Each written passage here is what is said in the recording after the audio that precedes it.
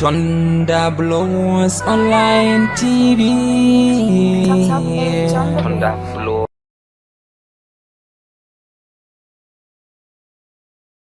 Viewers, a very good evening and welcome to special edition of Thunder Blowers Zamfara in Focus.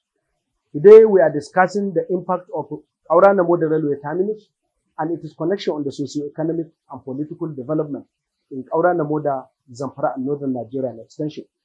We are receiving a host, Mansur Attahiru Kaura, popularly known, a banker, an economic planner, and a scientist by nature and orientation. He is featuring in this special edition of the program to discuss the issues regarding the establishment or the presence of Kaura railway terminus, how it's impacted positively on the spreaded development, the impact of the collapse of the terminus on the economy and social development, specifically looking at it from the perspective of Nigeria-Niger economic relations. And we are going to look at special focus on how government can take advantage of the presence of rail in Kaura to enhance the rapid socio-economic development, urbanization, economy, and educational development. Mansur Kaura, you are highly welcome to this special edition of the Foreign Focus, a program of Thunder Blowers Multimedia Services. Thank you very much. It's actually feel great to be here, and I think I have to thank the entire team for the wonderful job you've done so far in Zamfara State. I think you symbolized the aspiration of journalism in its global context in Zamfara State, and I believe history will be kind to you. Yeah. So, thank you very viewers, much. without much waste of time, we are going deep into the program. You have read about the potential of Kaura railway terminus. You have also made an assessment of the impact of the transformation on the socio-economic development. What memory can you recall about the presence of rail in Kaura as a kingdom and ancient city?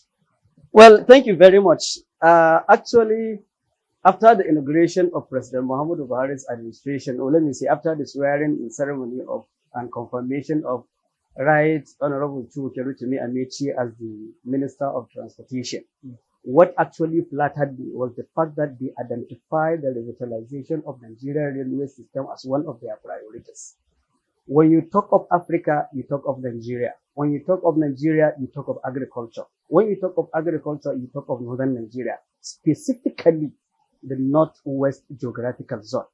You can't talk about agriculture, you can't talk about food security in Nigeria without talking about the Zaria-Kaura rail line.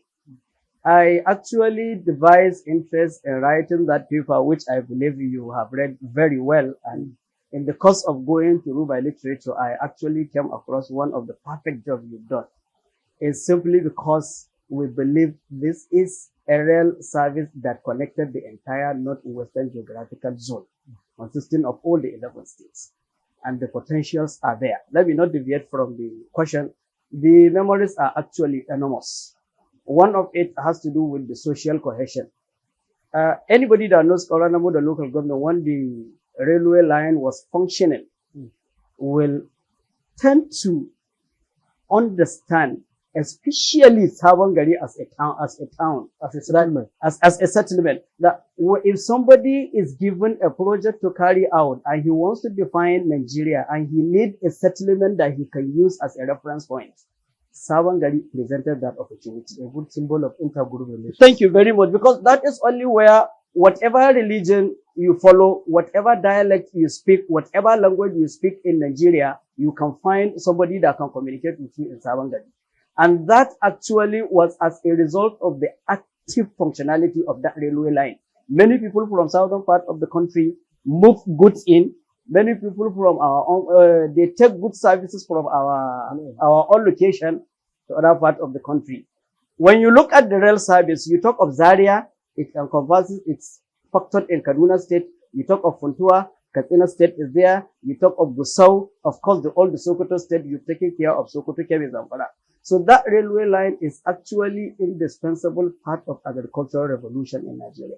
When you talk of that social cohesion, I believe if you go to Savangari or Namuda, you can still find Yorubas, you can still find Hausas, you can still find Igbos living in the same community harmoniously. And what resulted to that was actually when that railway was effective. That social cohesion is one of the memories that I actually remember about it. Another one, economically, is people that are not about Kaura Namoda people.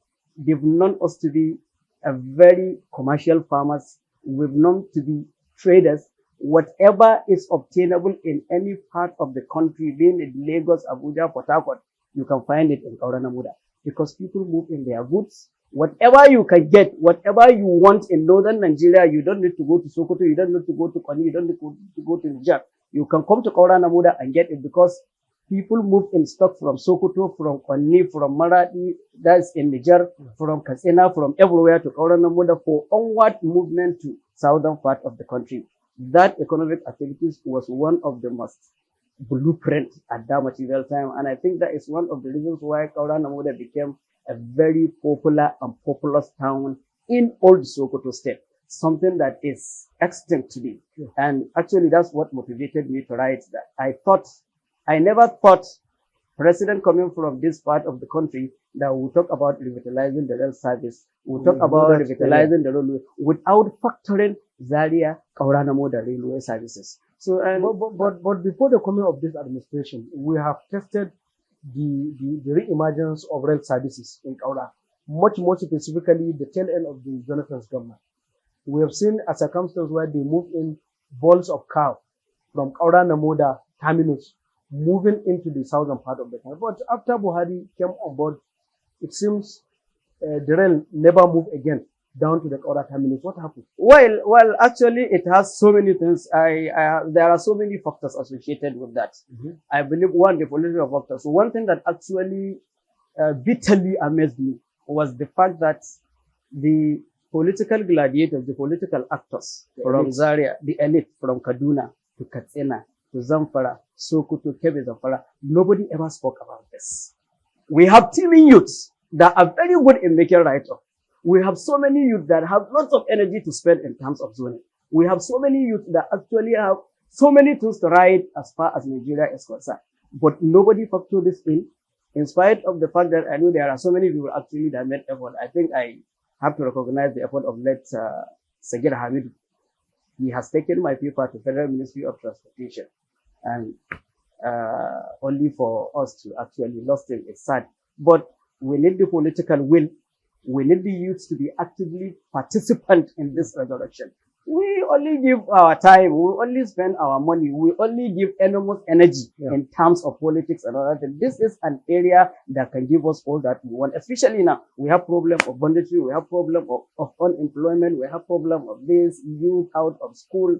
You don't need to exert, or you as a house member, you don't need to waste your time. You don't need to even think about getting job for people when you call on revitalizing this kind of rail system. Because definitely it will generate employment. In one of your papers that I actually read about this Kaura Namoda, a survey conducted, actually I don't know about the reference, but I actually saw over 1,000 to 1,500 consisting of artisans and non-artisans are engaged every day when the service was functioning.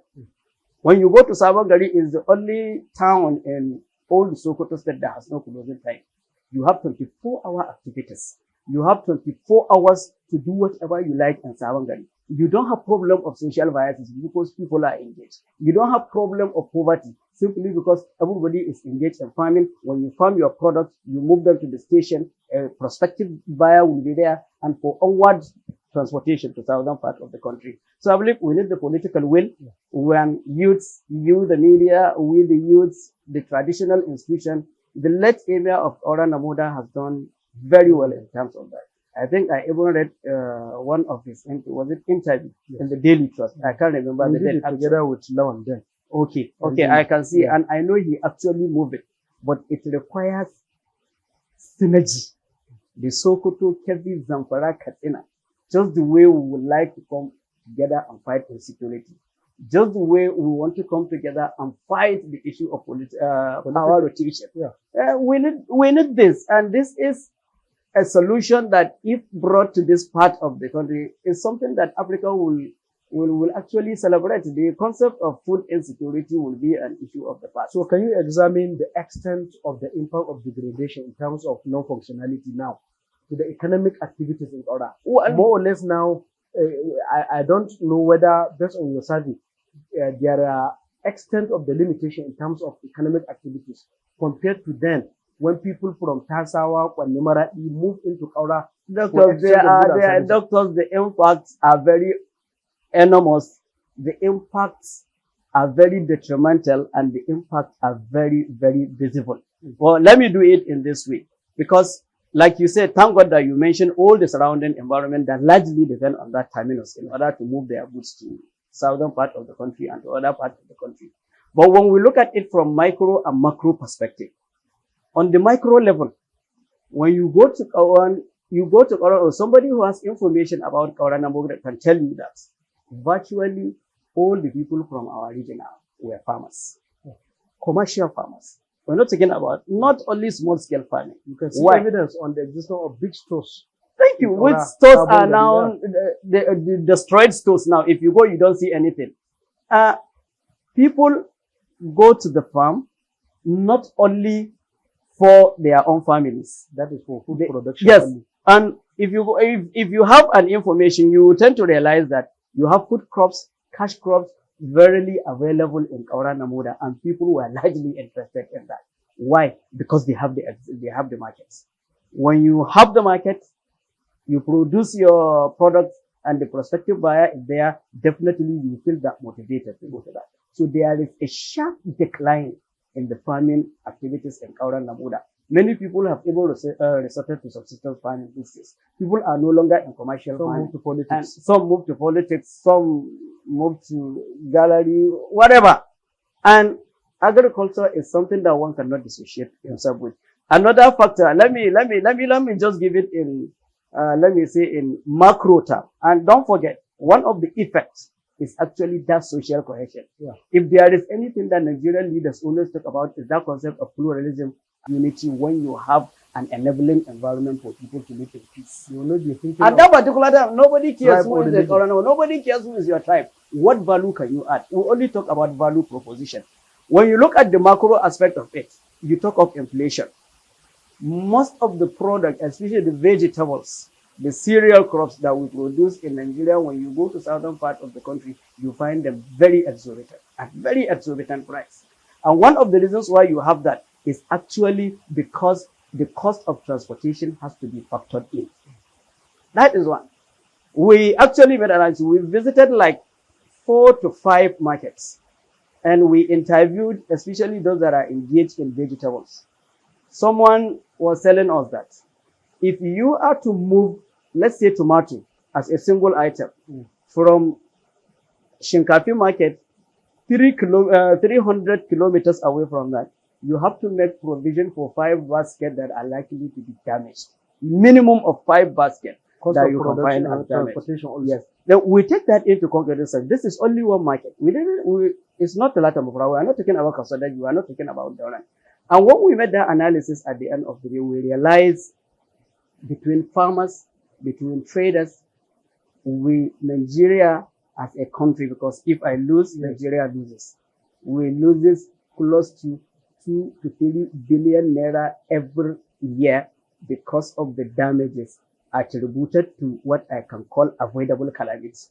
Avoidable calamities because of the logistic challenges, especially during the summer, the heat, everything before you move. And this is only for car default is also another thing. You move in your vegetables. It's all things being equal that you've successfully transported. This is only 300 kilometers.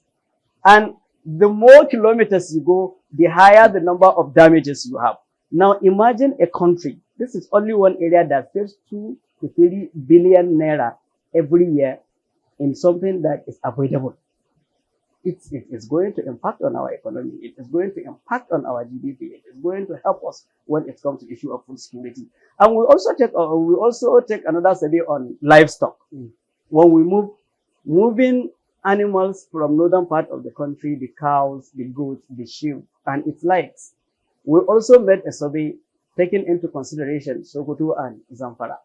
Also, we realized that in the cost of transporting this livestock from this part of the country to the other part of the country, because of the logistic issue, because of the inconveniences, the Kara people made us to understand we lose this close to 3 billion naira. Some will die, some along the way they will slaughter them, and when you slaughter them in the car, you know what it means. Yeah, the value must drop. So we actually tend to lose a lot, and when we look at the economic aspect of it, honestly, it's not something to write home about. Yeah. So revitalizing this road will give Nigeria a sense of belonging in terms of food security, which is being threatened now by banditry and other inconveniences. And yeah, it will also save us a lot. We will have a lot of money. And another thing, sorry, let me not forget. The reason why we have lots of heavy vehicles on the road today, moving these goods from here and there, is due to the absence of value. You need to go and see the budget of FEMA, Federal Road Maintenance Agency. That money is supposed to be utilized somewhere if we have an effective rail service. Now, we will save money from these farmers. We will save money for traders. We will save money from the people that sell livestock. And also we will save. And then, due to the potholes, due to the exorbitant road that we have in Nigeria, I believe many people attributed the rate of accident to be due to lack of good road network. So we didn't even factor that because we feel we were talking about the economy. The human rights. Yes. Okay. And this is a risk that is avoidable. Yeah. And I believe if, as in Nigeria, we need to be serious on it. I think this. But where do you place state governments in terms of making move like you have pointed? Because we have never seen a situation where the state government, for instance, make a solid move to engage the Federal Ministry of Transport to see to the possibility of revitalizing this very critical sector of economic development. Are we saying the government doesn't think this headway? I always like to come from the people's point of view, from the yearning and aspiration of people. Yes. I don't like to always go into government because why we are saying I know little about there are certain critical decisions that if the state government has shown interest in, the federal government will actually be much more serious. Now, this is an analysis coming from the perspective of the public, but beyond presentation of the data, is there action? You have a limitation, I have a limitation, but how sincere is the government to listen to analysis and perspective like this and take it up with the government at the center? Well, the sincerity of government largely depends on the input we make. Okay? But there are inputs like you said. Yes, I did. And I believe Sagir Hamidu has gone far. Sagir is individual. It's one individual that we have Ministry of Work and Transport here. And I don't think largely their concentration is even much more on the rail aspect. If there is anything that actually bitterly disappointed me in that regard was actually the fact that I have even seen a diversion of potent economic contingencies by establishing a rail line from Kaduna to Daura. This is a new project that will be initiated. I don't know if it has commenced or not. And our own is an existing structure that only needs revitalization. I don't know the cost implication, but whatever it is, I believe what you will need to establish the structure that will take you from Kaduna to Daura, you only need 20% of it to revitalize the existing structure of Zaria Kalanamuda. But nobody from the National Assembly said anything. Nobody from State Assembly said anything. Nobody from the government said anything. I said, okay, we have the civil society. We have the media. You've done very well. I believe you've spoken a lot about Zamfara and its people. I believe this is more or less like we need all hands to be not on deck now, but on the same deck. Let's continue to push. We need to advise the government. We need to engage the government. It's not always that we only talk about when there is Ramadan spree, when there is political decision. But you hardly seen the youths coming from the political, from the economic aspects of revitalizing their environment. So I believe maybe you've actually called my attention to it, and I'll find a way of extending a hands of goodwill to also the Ministry of Transport, the state and maybe transport. Our federal and state lawmakers, if there is a memorandum to that effect, maybe because their own perception of the economic dynamics may not go there. I'm sure because, you know, their thinking and the arithmetic now is the political dynamics. Of how Well, they honestly, it would be a wrong way to present it now. Well, let's be honest, because Yeah. people are more interested in the political competition now, in the political development. But I tell you, this is something that you and I, the media, so let's look at the institution. the evolution of the intergroup relations. Now, I'm sure if, I don't know from your own perspective, let's say if the rail is functioning, maybe we will have had the emergence of much more a bigger settlement than Sabon Gari in the other part of Oranamoda. Considering the fact that Sabon Gari emerged, we are talking about 30, 40, 50 years back. Can you imagine if the rail services is still functioning along the terminus of Aura? Don't you think of the intergroup relation, the evolution will have even led to emergence of more cities like Sabon Gari? The evolution would have brought up a development where you cannot distinguish between Savangari and Kaura Namoda. The emergence of settlement, I can remember very well, I was a little kid, of Savangari was actually a function of that railway. And that's why during that time, it was more exorbitant to purchase a land in Savangari or Namoda than inside Kaura Namoda. So that evolution, the impact of abolition of that rail service has a lot to do with detrimental effects on the entire people of Sokoto, Kebbi, Zamfara, then Kaura as an entity. That would have brought up, we used to have this pyramid of beans, what's the name they call in Kwarinwaki? It's no longer there. We used to have like stores that you talk about. Yes. You need to see, I think the government is even issuing the land that was meant to be around the railway side, where you used to have all the food produce. So that's why I said it's high time for us to unite, not only somebody from Kaura, because it actually affects Gusau as a rail station.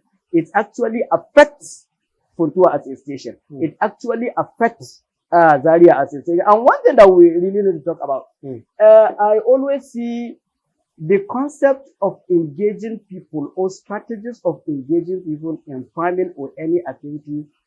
It has nothing to do with campaign, has nothing to do with interventions, even intervention. We don't need that. Why am I saying? That's why I loved when I saw one of the governors, I don't know, was it in this dispensation or last dispensation, declaring a public holiday that the civil servant should go to farm, that he declared 1 day public holiday just for you to go. You don't need that.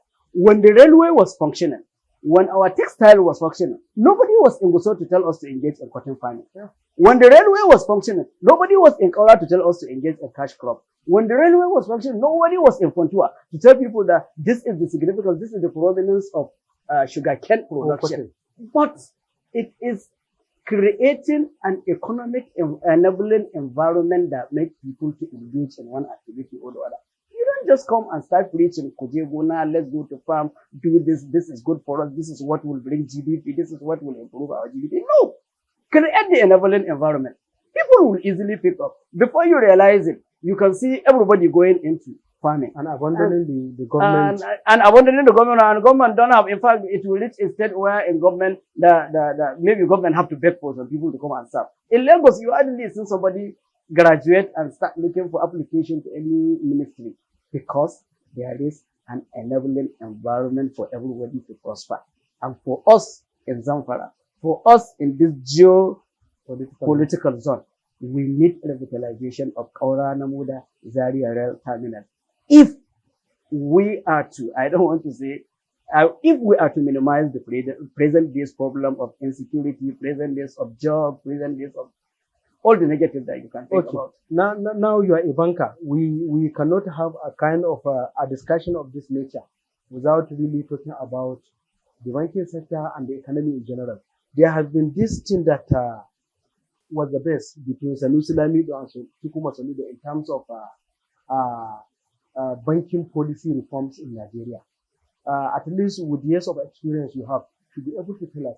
We have seen what Soludo has done in trying to solidify the banking sector during his own time. And we have seen also the reform by Lamido Sanusi, the former emir. Who do you rate as the best in terms of making the banking sector more functional in Nigeria?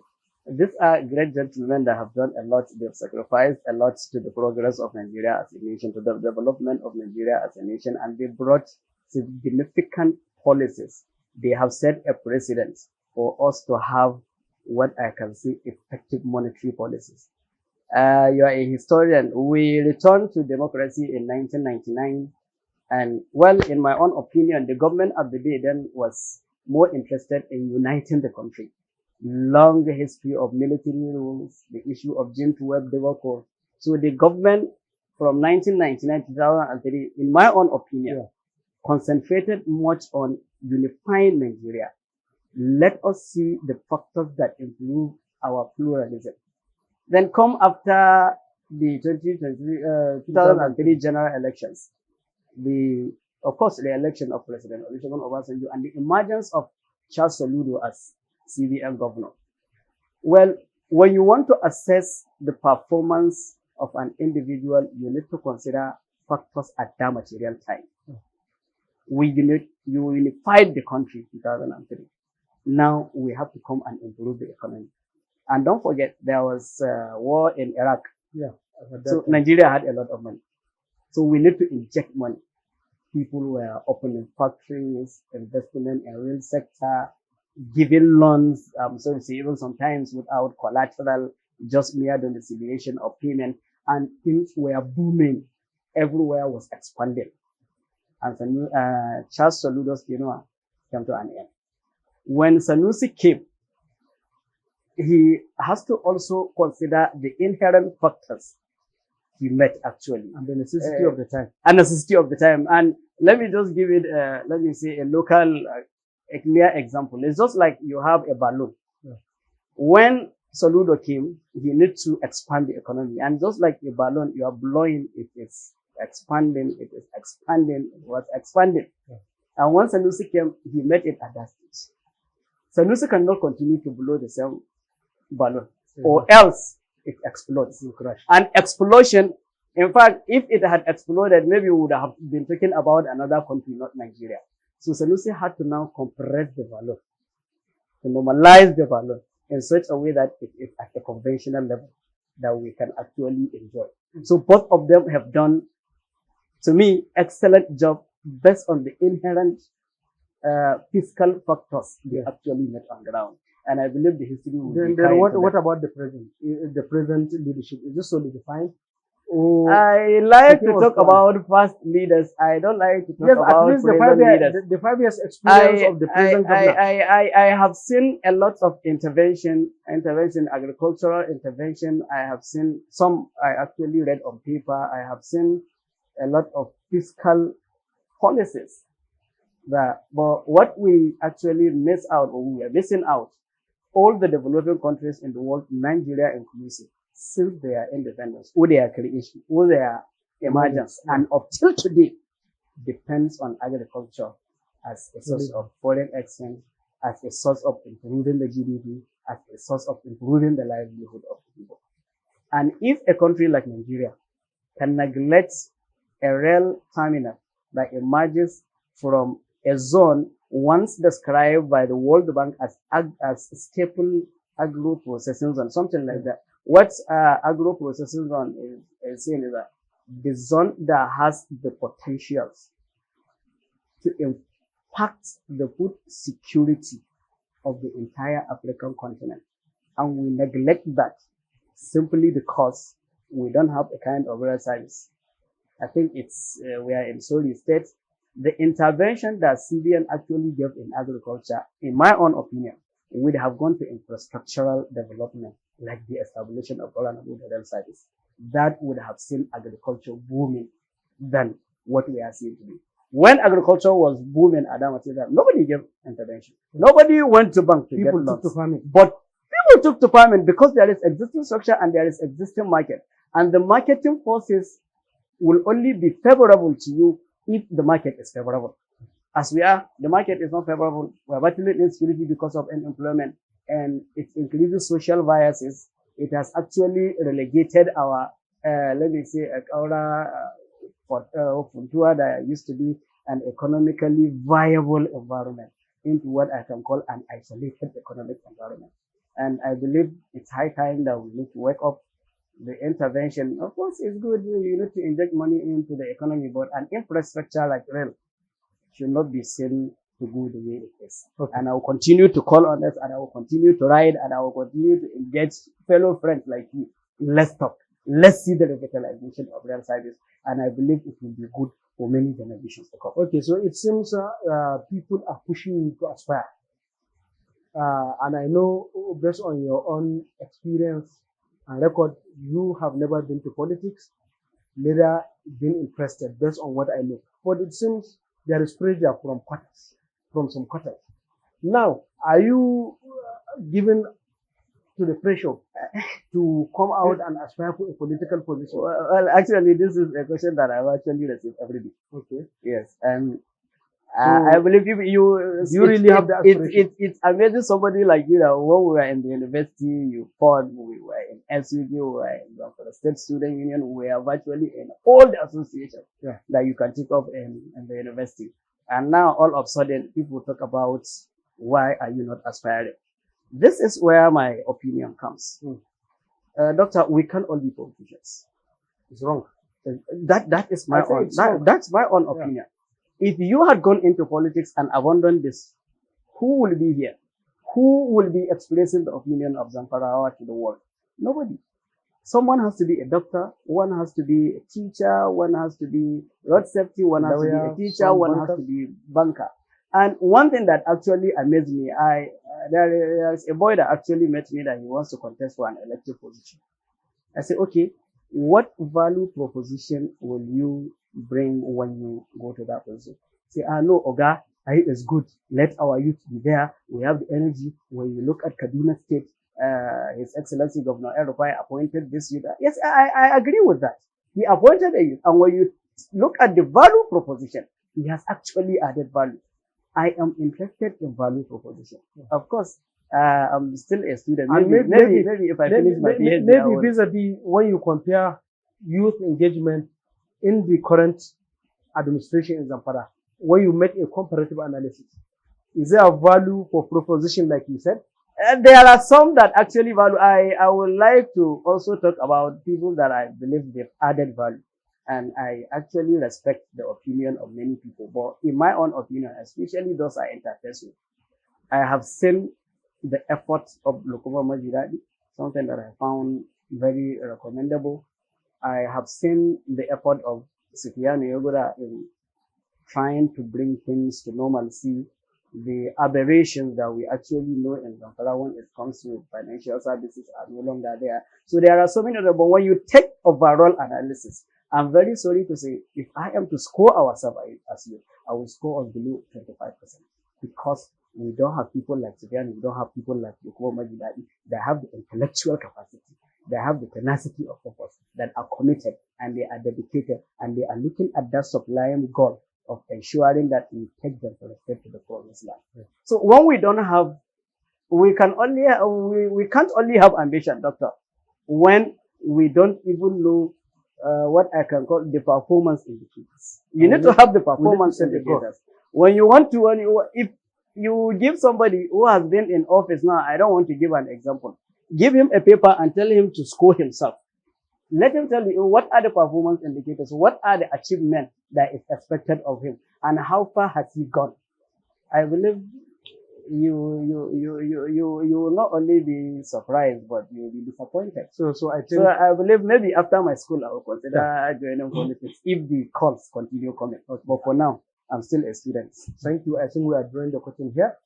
We thank you much sincerely for finding time to honor this invitation and for us to make a solid discussion around this aspect of economic development that is key to the sustainable and the anticipated development of Zamfara State, and the issues that also are extended to Nigerian economic development, especially those that relate to CBN and the fiscal/monetary policy of the country. Thank you very much. Thank you very much. I also expect you to please lay your voice. If we want to continue to answer Home of Farming and Sharia, please let us speak out. Let us see the revitalization of this. I have a lot of interest in this. I believe it will go a long way in celebrating. Viewers, with this, we have come to the end of this discussion. On behalf of the editing crew and my humble self, Anasani Anka, I'm so much.